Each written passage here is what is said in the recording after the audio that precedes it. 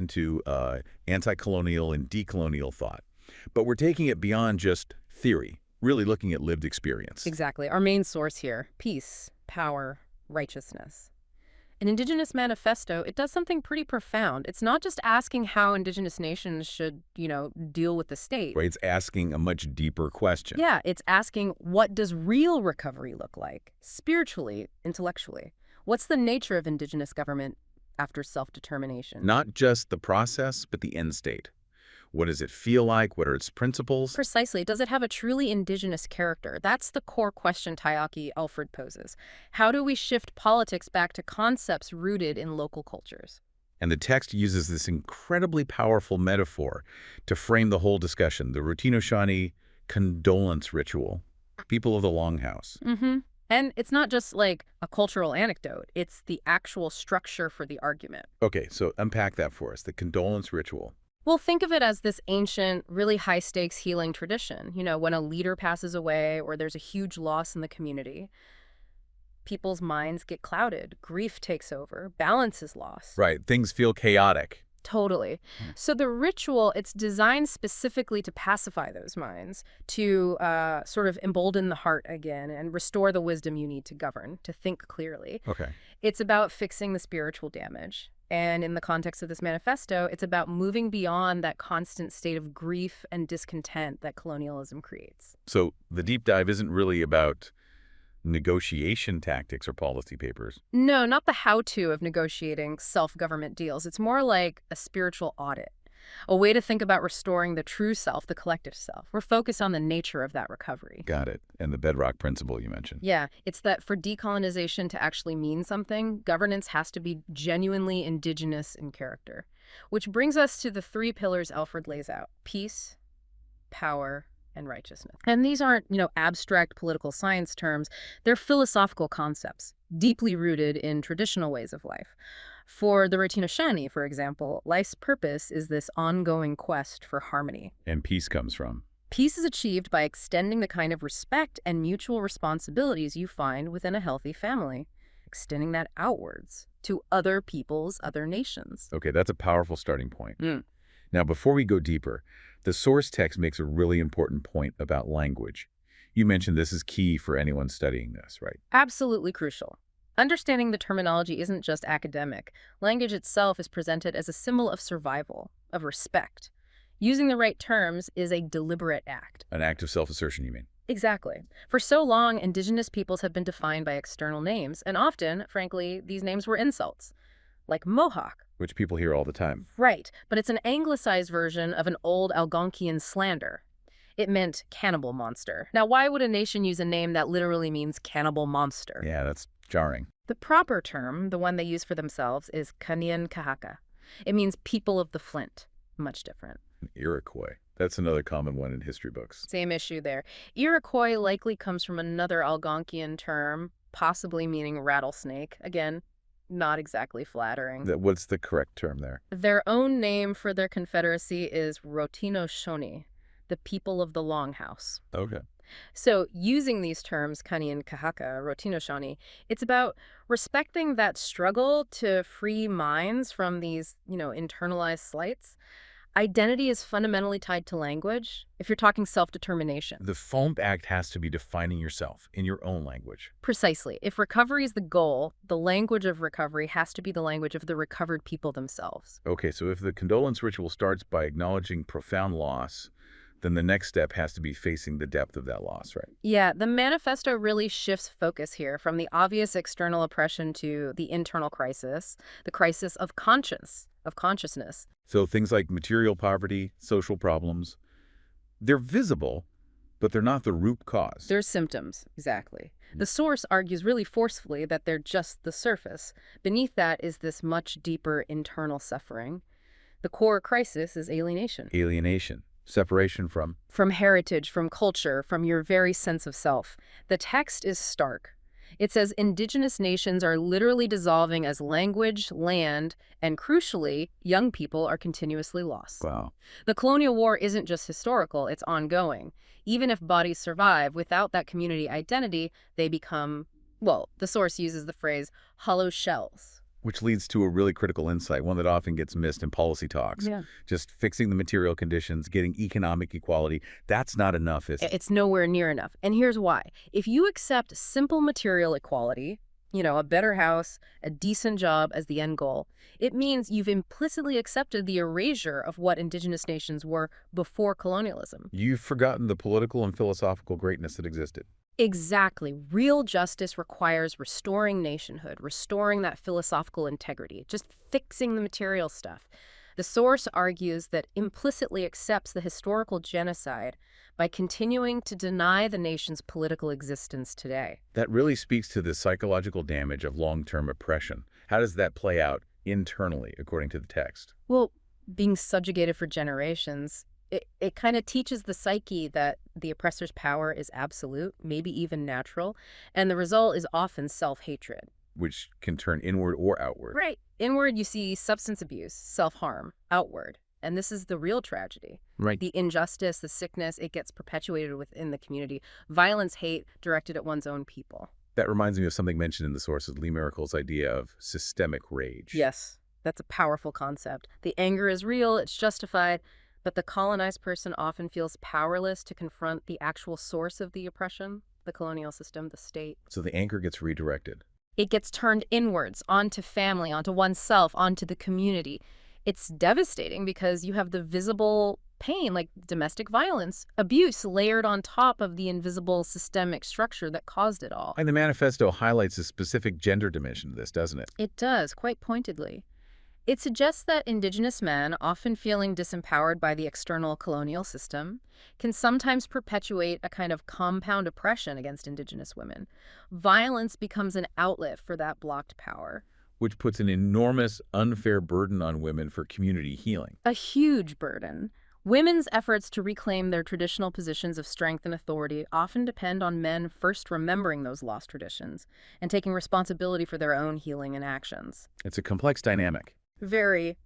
The source notes this anger women carry isn't just from personal abuse, but also from dealing with a legal system that often feels like an invisible male perpetrator, protecting the abusers, enabling the cycle.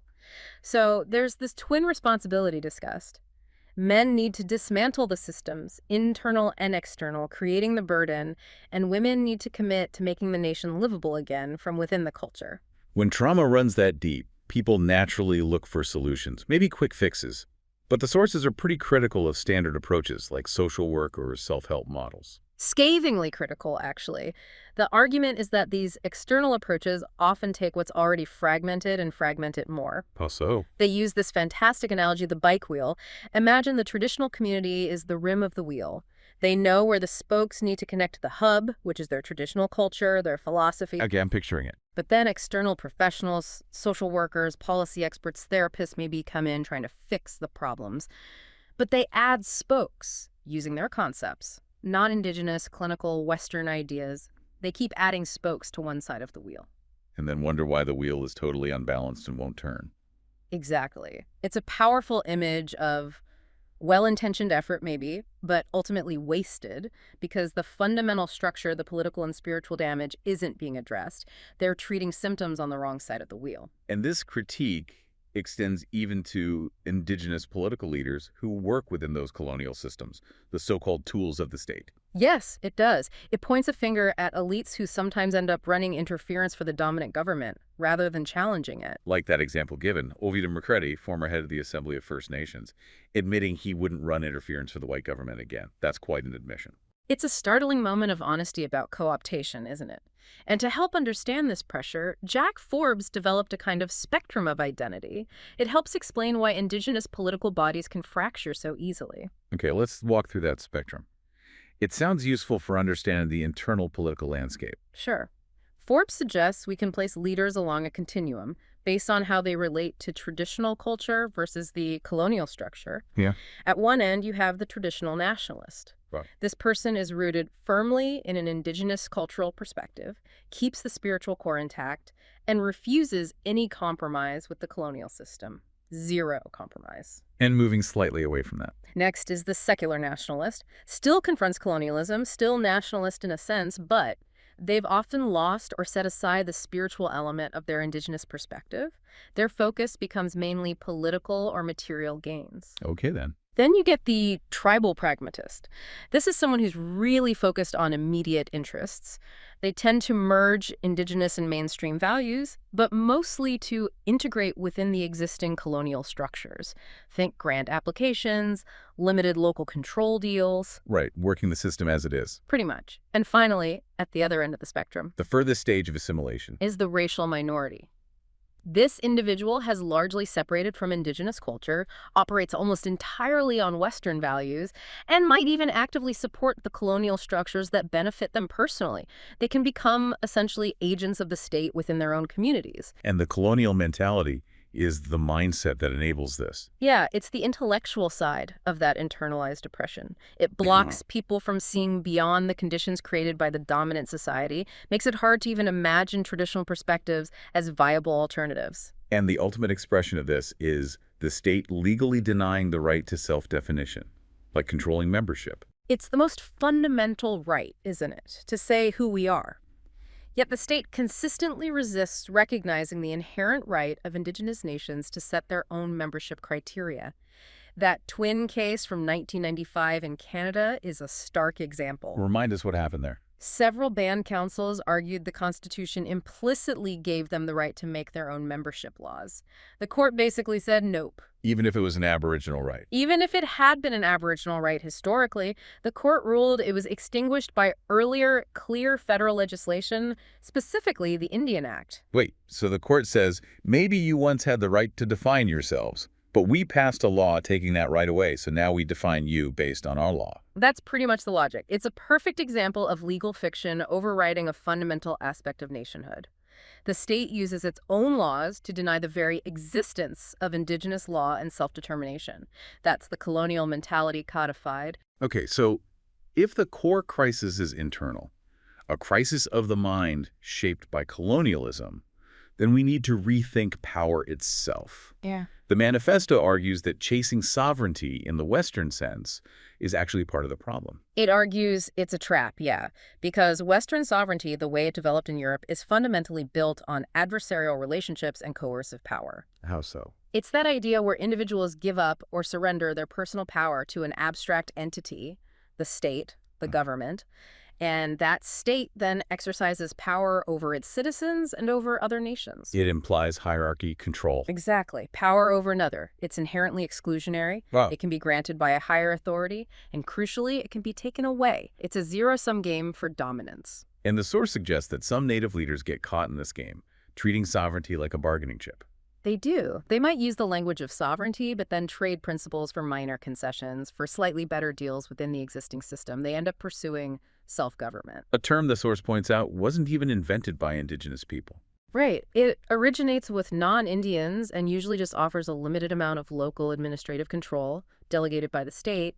It can never replace the deeper spiritual aspirations of true nationhood.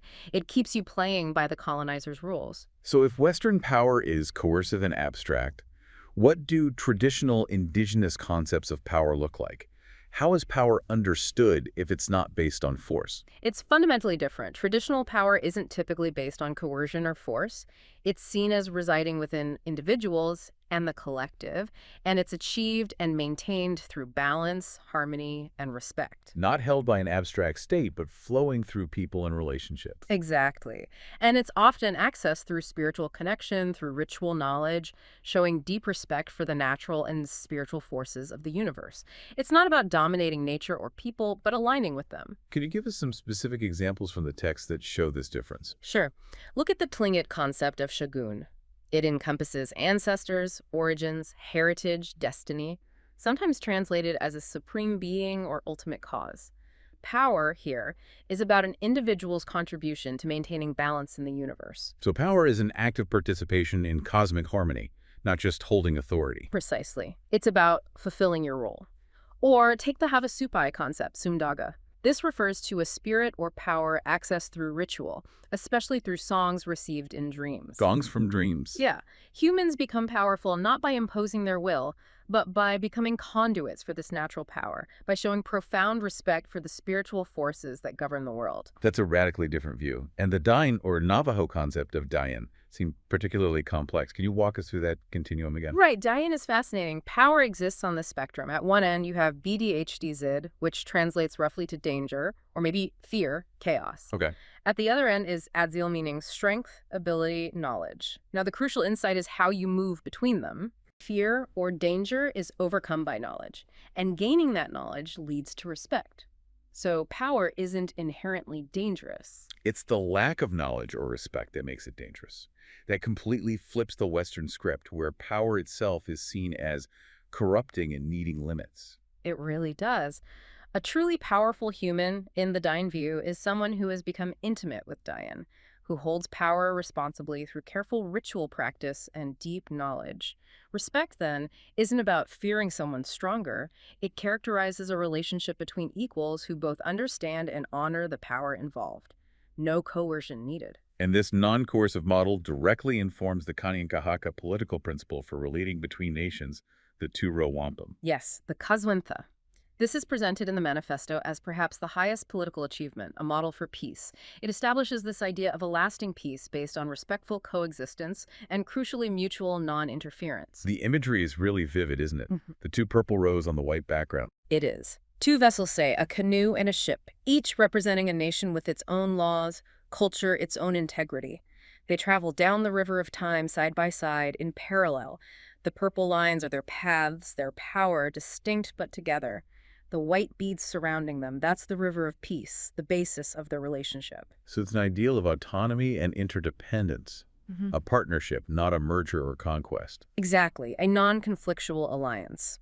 And its relevance today is immense. The source argues that true Indigenous empowerment isn't about destroying the Canadian or U.S. state, but about achieving a relationship between peoples based on this Kaswintha principle: autonomy, mutual respect, non-interference. That sounds like original federalism almost. That's exactly the argument made. Yeah. That this aligns with the original spirit of federalism before central governments became so dominant and hegemonic.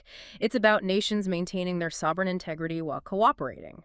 The Kaswintha offers a template for peacemaking that's far more profound than the adversarial politics we usually see. Okay, so if that's the nature of Indigenous power non-coercive, based on balance and respect, how did that actually translate into governing structures? Let's dig into that traditional imperative. What does governance look like when you reject the Western model? Well, traditional systems, as described in the source, are fundamentally based on the primacy of individual conscience and the authority of what's considered good or right within the culture. Authority stems from moral standing, not from the ability to force compliance. So decision-making isn't top-down. No, it's typically collective. Yeah. It relies heavily on persuasion, on dialogue, on reaching a consensus that, and this is critical, respects individual autonomy. Yeah. Meaning an individual generally retains the freedom to dissent. And if they strongly disagree with a collective decision, they often have the right to not participate in that decision or be bound by it without facing punishment. Wow. That sounds completely different from majority rule, where the 51% impose their will on the other 49%. It's a radical departure, isn't it? Social organization usually starts at the base level, the clan, the extended family. These units are seen as politically autonomous and often economically self-sufficient. Larger structures, like confederacies, are built upon the strength and independence of these foundational units. So power flows upwards from the base. Or perhaps outwards. The source talks about three channels of power working together: the inherent power and autonomy of the individual, the power of persuasion within the group, and the guiding power of tradition itself, the established principles and values. Nobody is asked to surrender their power to some abstract government. This kind of system must require a very different type of leader than what we're used to. How does the text contrast modern managerial leaders with traditional ones, like under the Haudenosaunee Great Law of Peace, the Kainarakoa? The contrast is stark. The modern manager-leader is often portrayed as guarded, focused on reputation, self-interest, maybe manipulating resources and information. The traditional leader described in the Kainarakoa, the Royanar, is fundamentally a mentor, a role model, a servant of the people. There are specific, demanding qualities. They must have skin 7 spans thick. I love that image. What does it mean? Impervious to? Impervious to anger, criticism, petty insults. They can't be easily offended or provoked. Their minds must be filled with peace and goodwill. They need endless patience. And their primary motivation has to be the welfare of the people, looking out for future generations. And they lead by example. Absolutely. They're expected to use their personal resources and abilities first, not rely solely on controlling communal funds. They should be modest, often possess a good sense of humor, and take direct responsibility for teaching the children, passing on the traditions. And accountability. How does that work? The text mentions a key role for women. Hugely important. Traditionally, among the Rotino-Shawnee, leaders, often men, are selected, mentored, and raised up by the clan mothers, the senior women of their lineage. And those same women hold the power to remove them. If they stray from the path. Exactly. If a leader becomes arrogant, selfish, pursues material wealth over community well-being, or fails to uphold the principles of the Great Law of Peace, the women have the duty to warn him. And if he doesn't heed the warning, to formally dehorn him, remove his title and authority. It's a powerful check, ensuring leadership stays grounded in moral principles, not personal power. Maintaining this kind of moral authority clearly depends heavily on culture and language being alive and central. The source says being native is exercising traditional culture. Yes, it rejects the idea of culture as just history or folklore you put in a museum in a glass box, as the text says. Instead, it calls for self-conscious traditionalism. Meaning? It's an active, intellectual, social, and political movement. It's about consciously identifying and reinvigorating the traditional values, principles, and cultural practices that are best suited to navigating contemporary reality. It's not about going back in time, but about building a better, more just future based on the strength of indigenous philosophies. And it's stressed this isn't about race. Very clearly. The source frames it as a conflict between right and wrong, justice and injustice, peace and violence principles debated within a framework of freedom and respect, not a simplistic us versus them based on race. And language is absolutely fundamental to this revitalization. Non-negotiable. If the language dies, the unique worldview embedded within it dies too. The ultimate aim, as proposed, should be making the native language the official language of governance, education, daily life. Otherwise, As one speaker quoted puts it, if we lose our traditional values, then we're just brown-skinned Canadians. The language holds the philosophy. Lose the vessel. You lose the precious contents. Okay, this internal focus brings up a common question people ask about indigenous movements. Why don't they all just get together, unite into one big group? The manifesto suggests this misunderstands different types of collective power. Yes, it argues that question confuses cohesion with solidarity. They're related but distinct. Explain the difference. Cohesion is that internal strength, the power created when a specific group, a nation, a community, forms a self-conscious whole, united around shared beliefs, institutions, culture. This internal unity, this cohesion, is seen as the prerequisite for real peace and power. You need to be strong internally first. Okay, so cohesion is internal unity. What's solidarity? Solidarity is about the relationships between these distinct, cohesive groups. It's the power that comes from different indigenous nations, recognizing their common struggle for self-determination and supporting each other, while respecting their individual identities and autonomy. So forcing unity, like through national organizations, often fails. It often fails, according to this view, because it tries to impose cohesion where only solidarity is appropriate or possible. It ignores the vast diversity of histories, cultures, languages, and specific goals among hundreds of different nations. You can't just lump everyone together. True strength comes from achieving internal cohesion first, and then extending solidarity to others from that position of autonomous strength. That focus on internal cohesion leads directly into the next major theme, the assimilation trap. How colonialism undermines that cohesion, often using seemingly beneficial things like money or modern agreements. Right. The system is described as quite insidious because it often works by incentivizing inaction or cooperation with the colonial structure itself. How does it do that? It offers immediate, tangible rewards, jobs, a bit of delegated authority, funding, personal status to individuals or groups who choose to work within the system, rather than challenge it fundamentally. Assimilation can look very appealing in the short term. It's paid with good intentions or at least material benefits. Exactly, and this ties into the critique of materialism. Traditional cultures, as presented here, generally view greed not just as a personal failing, but as a profound evil. Why evil? Because it embodies selfishness, disrespect for the collective, avarice, and often the desire to usurp power that rightly belongs to the community or is governed by spiritual principles. It directly contradicts core values like generosity, humility, and collective well-being. So, accumulating wealth just for show is a red flag. It's explicitly flagged as a major sign of assimilation.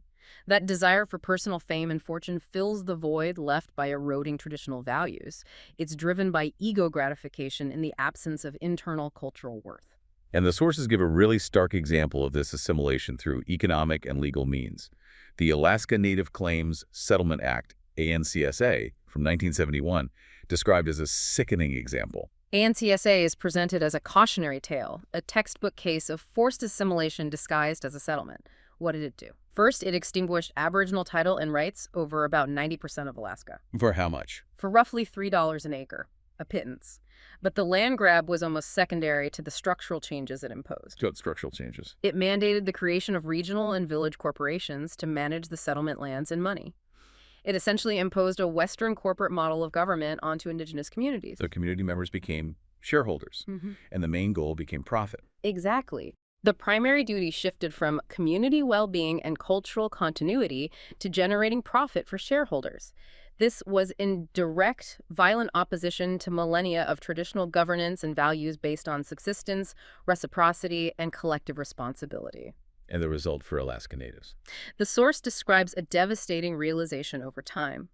The act fundamentally failed them. It wasn't a settlement, it was an attack on their very existence as distinct peoples. Their goals and the state's goals, embedded in ANCSA, were completely at odds.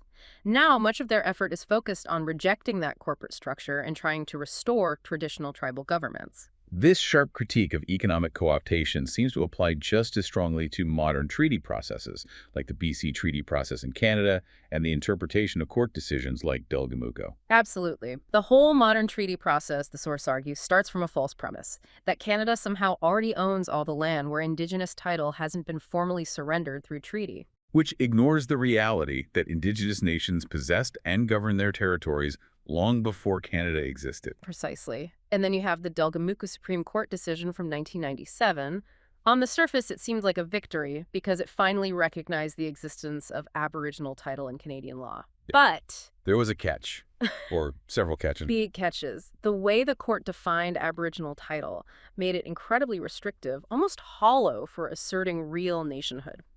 What were the main restrictions? Remind us of that devastating catch-22. Okay, 3 key things. First, to prove title, Indigenous nations have to show basically continuous and exclusive occupation of the land since the time European sovereignty was asserted over the area. A huge historical burden of proof. Okay, what else? Second, the court said Aboriginal title isn't the same as fee simple ownership. The land can't be used in ways that are irreconcilable with the nature of the group's historical attachment to it. So you might not be able to just sell it or develop it from major resource extraction like a private owner could. It limits economic options. And the third point, the real killer blow. The third point was the most crushing. The court ruled that even where Aboriginal title is proven, the Crown, the federal or provincial government, can still infringe upon that title. Infringe, meaning override it, limit it, even extinguish parts of it if the government has what it deems are valid legislative objectives. And what counts as a valid legislative objective? Things like building infrastructure highways, pipelines, economic development projects for the broader society, settling populations, basically the very things colonization was built on in the first place. So it's the ultimate cruel irony. Yes, we acknowledge you were here first and have title, but sorry, we can still take your land or control its use if it serves our interests. That's the practical effect. It becomes legalized infringement under the guise of reconciliation or legal process. It allows the colonial project to continue. And the actual negotiation policies reflect this. If you look at Canada's official comprehensive claims policy, the policy guiding modern treaty negotiations, its explicit goal is achieving certainty. Certainty for whom? Certainty for the government and industry. It works by getting Indigenous nations to exchange their undefined, constitutionally protected Aboriginal rights and title for a package of clearly defined treaty rights and benefits, which are then explicitly made subject to Canadian law. So you trade inherent rights for delegated rights within their system. Assimilation by contract. That's exactly how the source frames it. Assimilation by contract. Canada makes sure it retains ultimate authority over resources like subsurface minerals and fisheries. The policy even states that negotiations won't result in the return of sacred objects held in museums or affect the status of national parks on traditional lands. It's designed to contain Indigenous rights, not liberate Indigenous nations. Okay, so as we wrap up this deep dive, The path forward, the path to righteousness in the manifesto's terms, seems to demand a really significant shift, a turn inward. Yes, a hard pivot away from focusing solely on the external oppressor, away from what can become a victim mentality, and towards taking personal and collective responsibility for healing and rebuilding. It's about agency. Absolutely. Recognizing the self-inflicted wounds, the ways communities might perpetuate harm internally, and consciously choosing to break those cycles. The source quotes an elder powerfully on this, something like, "I pray I can take care of myself. Don't fall back on that garbage of blaming others. You can change that attitude." Like waking up to a new day. Exactly. Recovery demands that internal confidence, pride, and commitment to healing alongside the external political work of nation building. And a huge part of this internal focus has to be on the youth, right? The source seems really concerned about youth alienation. Deeply concerned. It points out that young people are increasingly disconnected, facing high rates of suicide, apathy, or just turning towards mainstream culture for solutions, partly because leaders sometimes treat youth issues as separate, like a specialized problem to be managed, rather than seeing youth as the absolute core of the nation's future. So what's the alternative? The call is to involve young people directly in all aspects of community life and decision-making, to empower them not just with skills, but with the traditional teachings, the philosophy.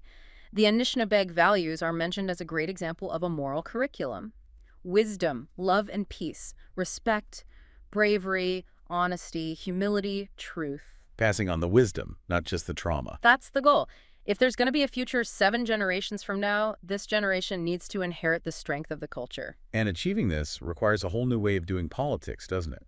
An indigenous style, distinct from the usual approaches. Yes, the manifesto explicitly contrasts this needed style with 2 dominant, often damaging political styles that indigenous leaders can get drawn into within the colonial context. What are those 2 styles? The first is the realist style. Think negotiators, corporate lawyers, maybe. It's a very ends justify the means. Decisions are contingent, pragmatic in a narrow sense, and deception or strategic ambiguity might be seen as necessary tools. Okay. And the second? The bureaucratic style. This relies on formal hierarchy, procedures, endless deferrals. Rules become tokens of power, and the process itself can stifle real change or moral clarity.